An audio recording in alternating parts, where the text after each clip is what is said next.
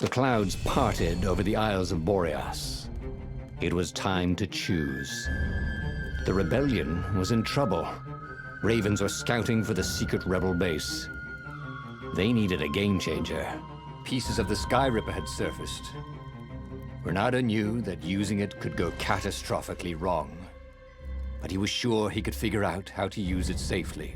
Also, a temple had risen out of empty desert. The Iblis stone was hidden there. It was a dangerous artifact. It could corrupt its user into a bloodthirsty monster. Maybe he could find a way to use it, to take its power without surrendering to its wickedness. And also, his old friend Lapino needed rescuing. Of course, Renato had a pretty strong suspicion that Lapino had betrayed the rebellion, and he had a gut feeling that he needed to use that to his advantage. Renato finally realized that Lapino was a traitor to the cause, and maybe Renato could use that somehow.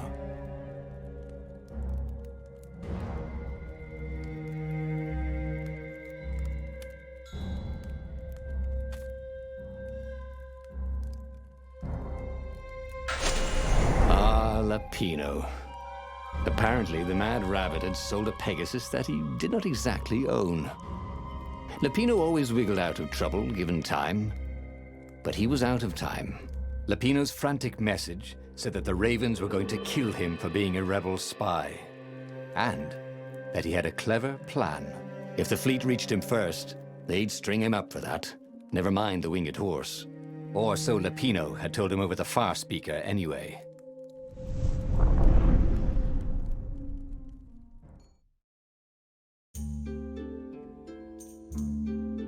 Lapino had apparently managed to confuse the judge by arguing that he hadn't actually stolen a winged horse. He'd only sold it.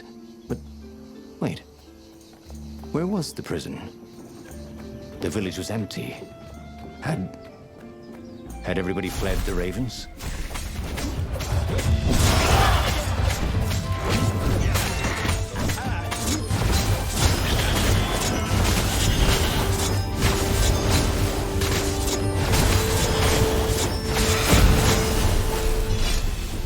The Ravens had taken the town. Renato had seen villages emptied like this. All the people taken away to be sacrificed in the Emperor's secret rituals. Renato hoped the people were just hiding.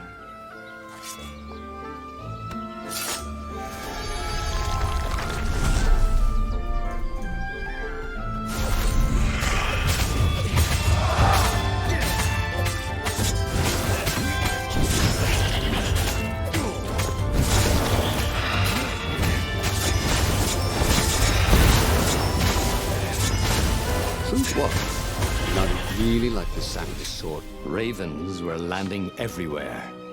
The advance guard. He'd better get moving.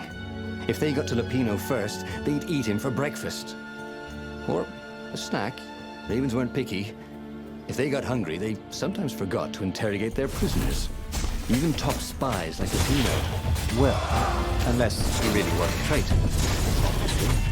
Then they'd probably pin a medal on his chest.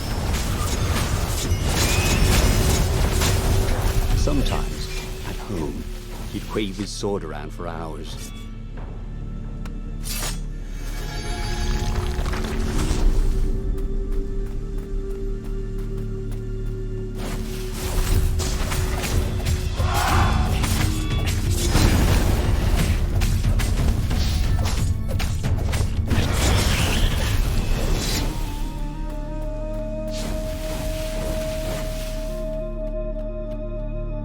Dirty and bloody, Renato finally reached Lapino. The rabbit was practicing his shuffle. Renato recognized the cards. It was Lapino's favorite deck. Oh, I thought you were in danger. I am! The Ravens are coming. Oh, the prison thing. Right, yeah, see, this guard owed me 53 ducats, so we made a deal. They're very reasonable people, actually, for weasels. Now, I got a brilliant plan to kidnap Zenobia. We capture Zenobia, we find out what she knows, and that's the whole war right there. Easy peasy, lemon squeezy. Capture the Emperor's greatest general, who happened to also be a deadly sorcerer, and, oh, his only daughter? That would be worth it. And it would be nice to see her. He'd always had a soft spot for her. And he felt sure she had one for him. On the other hand, he could still get to the core of the Sky Ripper, even if he couldn't get the whole thing. It must have great power. Zenobia wasn't just the Emperor's daughter, of course. She'd been Renato's best friend in Sword Fu school. And you're still mad for her, the rabbit reminded him. The rabbit had a point, and Renato had a feeling she'd want to see him again. Who knows what could happen between the two of them this time around? She knows all his plans, chuckled the master spy. She won't give them up easily. She'll tell the interrogators, all right, said Lapino. Taking her would change the game, all right.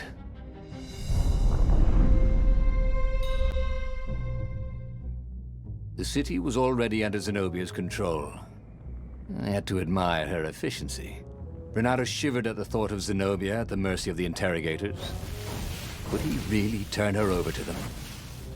But this was war. It wasn't meant to be pretty.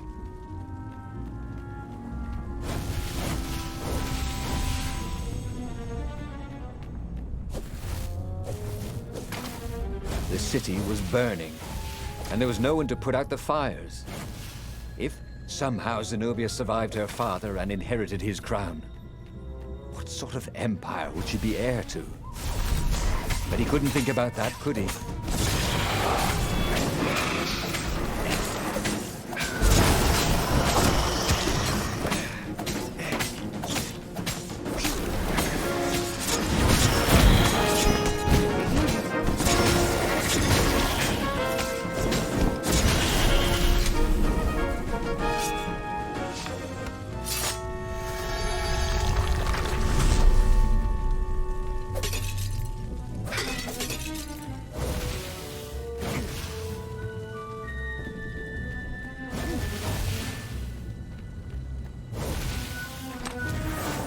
Once, Renato had been to a dungeon where all the chests were locked.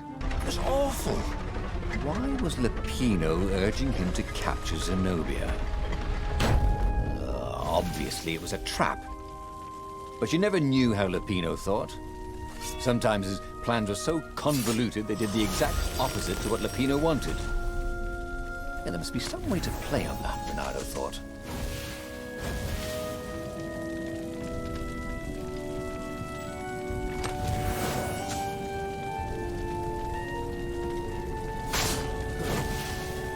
Ha! Bet you never saw that coming.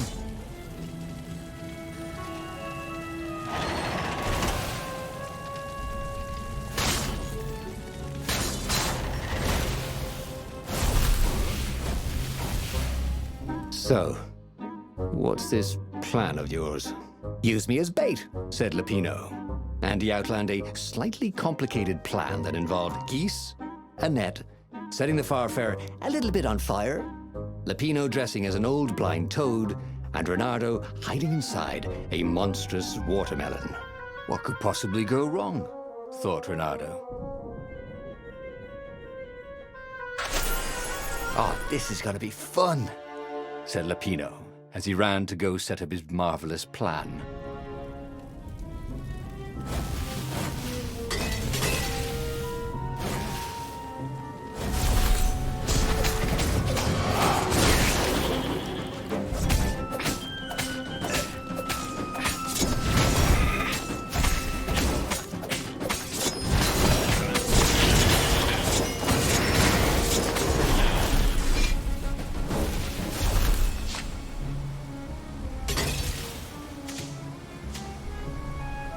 Renato felt dubious about the whole plan.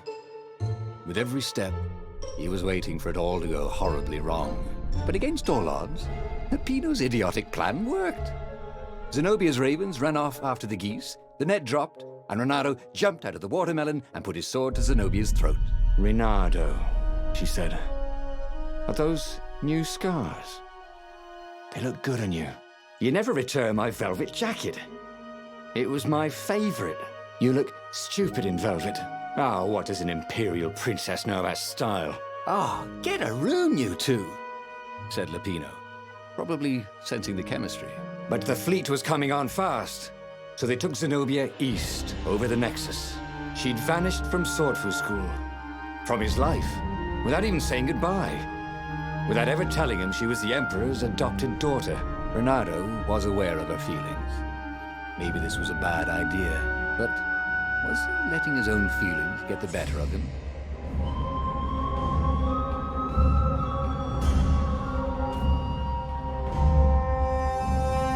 Ah, Lapina was right, Renato thought reluctantly. She knows things. She recognized his look. You're taking me to the interrogators, aren't you? She said, wide-eyed. And then she jumped, with horror. Renato saw Zenobia plummeting. Then he saw the Nexus below them. Cats always land on their feet. Ah, she'll head for the Imperial outpost, yelled Lapino. You have to catch her.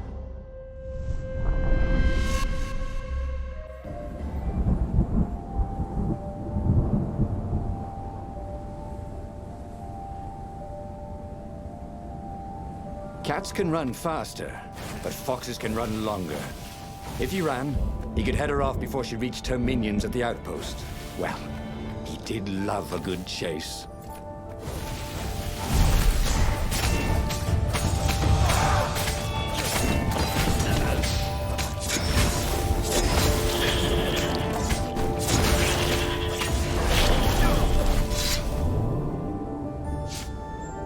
Oh, they really ought to put a railing on this thing, he thought.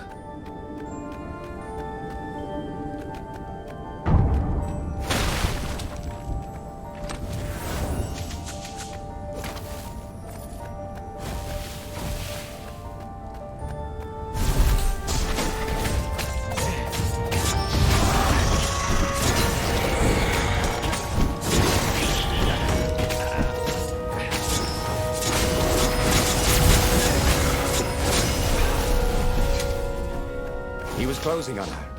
He could smell her fear. He tried not to think about the interrogators at the secret base. What did they do to her? Maybe it didn't have to end that way. Maybe he could talk to her. But, after all, there were worse things the Imperials had done to friends of his.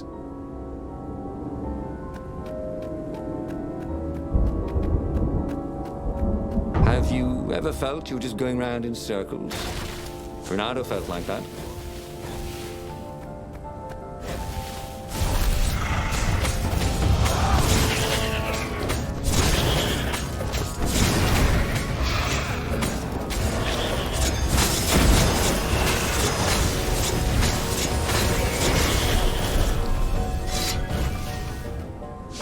Bernardo reached the outpost. The Imperials there were no match for him. Soon after, Zenobia limped up the path.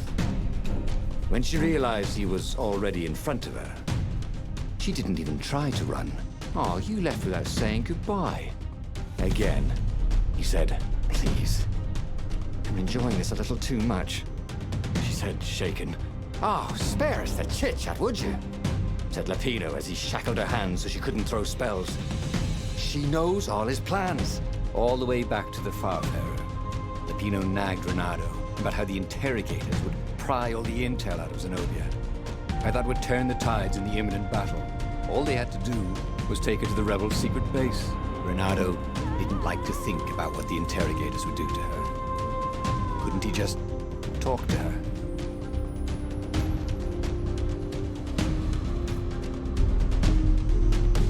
As they reached the ruins, Renato could see ravens everywhere, searching for the rebel base.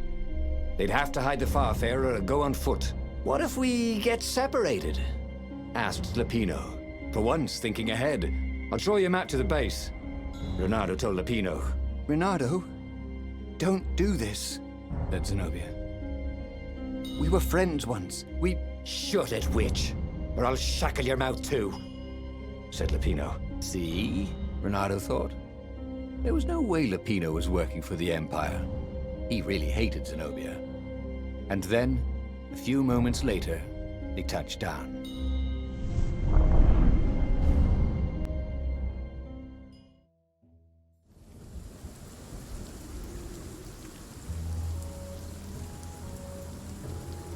As Lupino pulled Zenobia off the Farfarer, Renato readied himself for the battle ahead. "I'm sorry I nicked your jacket," she said. "It's just... oh, God. It's stupid, but it smelled like you." "What?" he said, confused. "Then... why didn't you write? Why didn't you first speak?" "Oh, save the romantic nostalgia. Let's go!" shrieked Lupino. So Renato launched himself down the path to the secret base.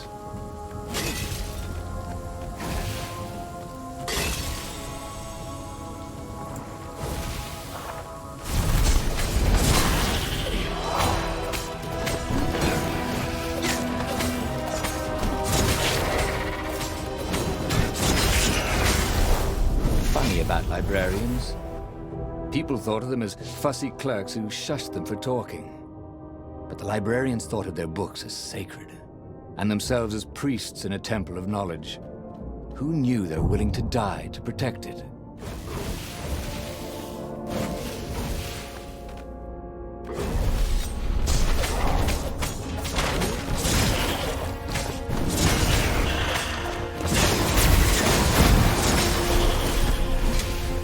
Renato had misgivings.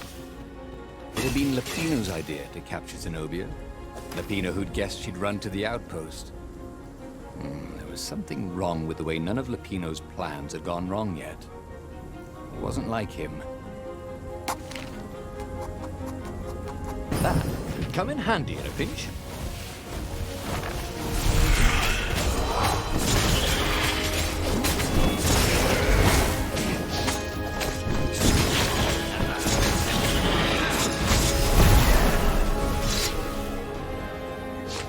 They caught their breath.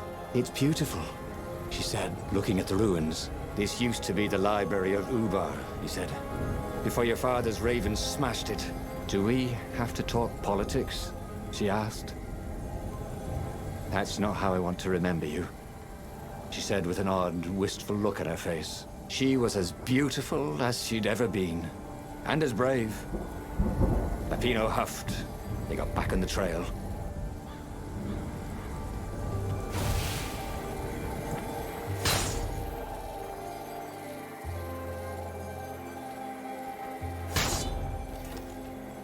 Renato hated gogglers, but it freaked him out to cut them.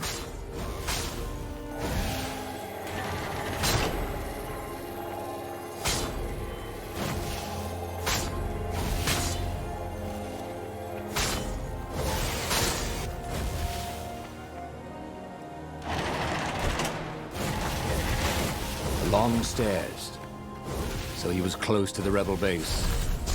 It was on fire. So far, so good.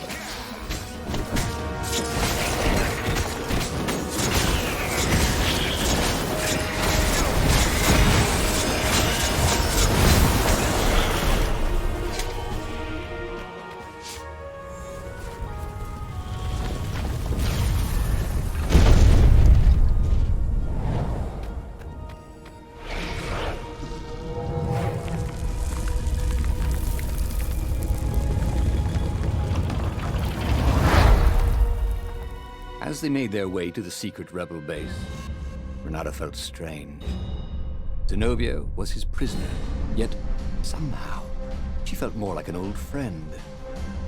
He wanted to tell her all his secrets, but suddenly the ruins lit up with thousands of fireworks. There was a thunderous roar and dust rose. The caves were collapsing. The caves!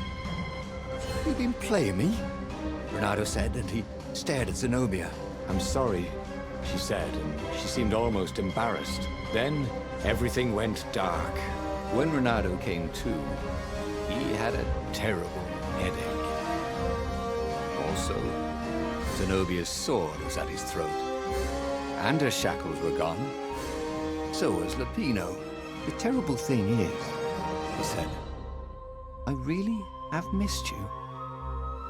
Now that we've destroyed the rebellion, would you consider becoming an advisor to the Emperor's daughter?" "I'm no one's servant. Everybody serves. Even if it's only destiny. I like to choose my own destinies," he said. The whole point of a destiny is you can't choose. Oh, never mind, she said. Look, if I see you again, I'll have to kill you. He watched her ship soar away. He would see her again, he decided, even if he had to fight his way across the entire fleet.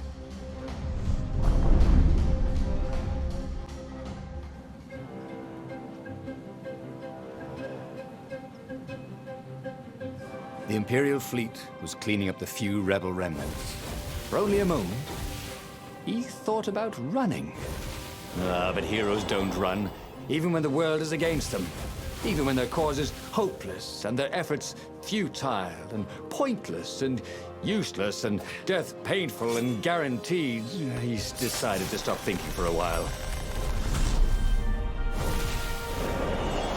There it was again. The back door to the portal that went to the center of the fleet.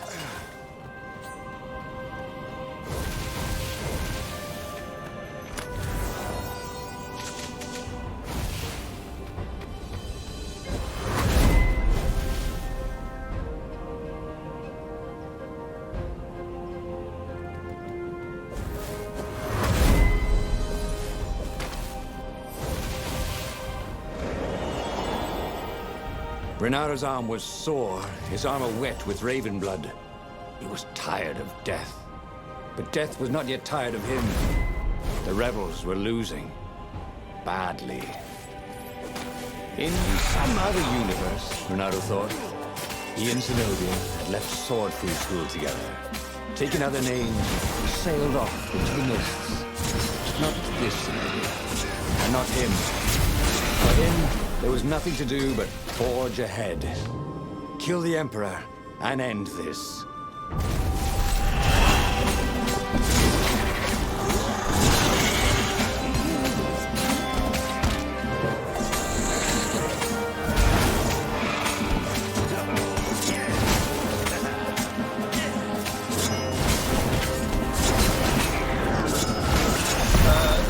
Check, please.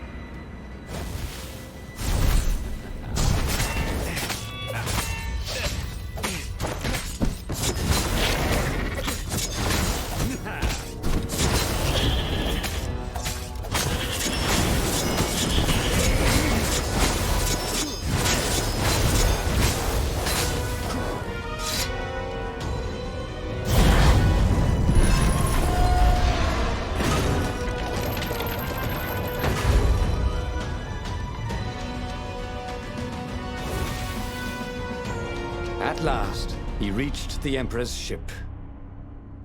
Zenobia was there. Why'd you have to come back? She said, guess I'm just serving my destiny. He shrugged. You don't even know what that word means, she said. Do you ever wonder if things have been different all the time? She said, and drew her sword. In the end, Renaro lay bleeding out on the deck. Zenobia sat by his side, upset. What are you so upset about? He asked. You wouldn't understand. Why didn't you tell me you were going to leave school? I was afraid you'd convince me not to. I guess I'll have to buy you a drink in the halls of the Valiant then, he told her. And then he was gone. Oh, again? But he already had all the secrets he needed. He was sure of that. He must have not used them the right way. What was the best, worst mistake he could make? Probably trusting that traitor Lapino.